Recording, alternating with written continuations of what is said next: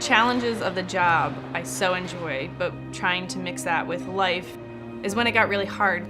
You know, my family, we were dealing with some really hard illnesses, and I found myself fighting for my business.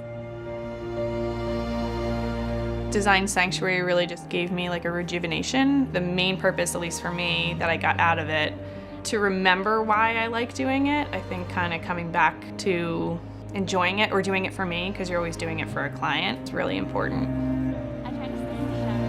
The growth of being a wedding florist or just as a person is just trying to figure out how to enjoy not only like my life, but also what I do with my life, which is doing flowers for weddings.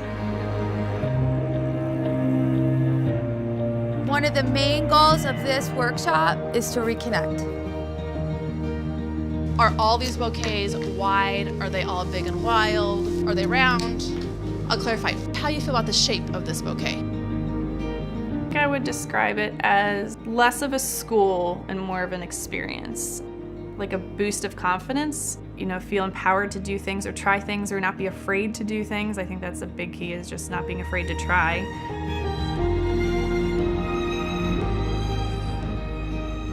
There wasn't any overthinking of what you should do or what you shouldn't do or what this other person would do instead, and it was just more about being in tune with your feelings.